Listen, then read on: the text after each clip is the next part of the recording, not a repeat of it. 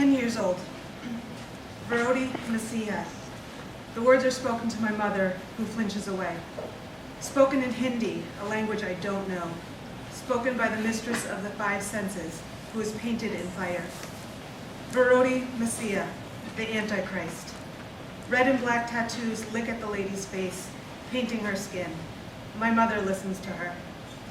Kali is the Moroni Mesilla. My name, my namesake, a curse. The words rebound off of the stained glass of the church windows. The lady's eyes pierce mine. She is not afraid.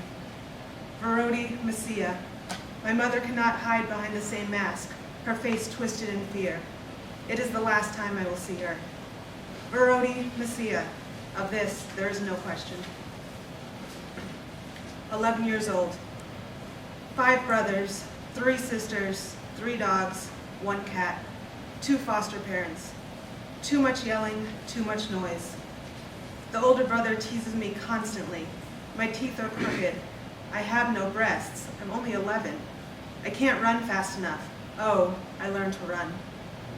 The cat has kittens. I help deliver them under the porch in the dark night, alone, just me and the cats. The brother drowns them. I jump on him, clawing wildly, scraping and punching with blazing hands.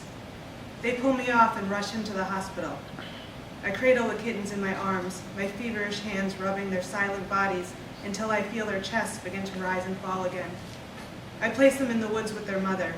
The state places me in a new foster home. 13 years old. The old man is sweet. The wife makes pies and I help her. The two of us in the kitchen, the old man in the living room in his rocking chair reading the paper and listening to the radio like it's 1940. She's gardening, handing me vegetables to take inside for the pot pie. He's in the workshop making us stools to sit on while we weed.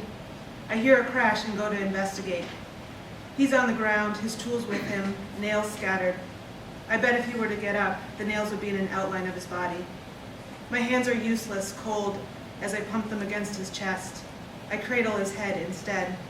It was his time, everyone says at the wake. It is my time to move on.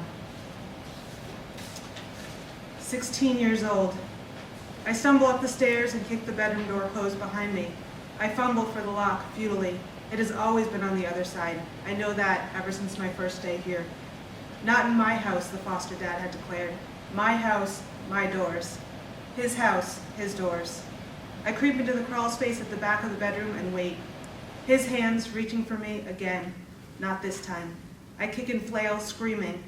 His fingers grabbing my ankle and pulling. I strike out, hands hot with fear. His face burning.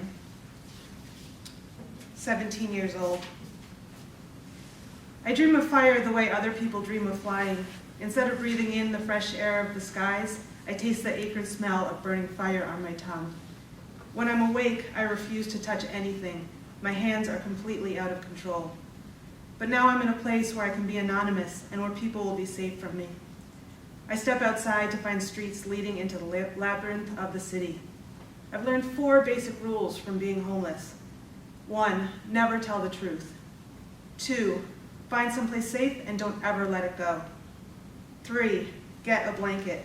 Shade in the summer, warmth in the winter. 4, don't trust anyone. That last one's obvious. The cloud-filled sky darkens and it's raining. My hands flare and sputter indiscriminately. I catalog all the things that I can touch without starting a fire. Cement, water. If I could, I'd encase myself in Kevlar and throw myself to the bottom of a river. I have nothing but time on my hands. Not literally. Literally, I have fire on my hands. I find shelter. A scraggy face appears and I can smell alcohol. He blocks the way out. I can feel the heat around me gathering. I don't wait to see what happens. The only thing I hear as I start to run is the sizzle of rain hitting fire. Thanks.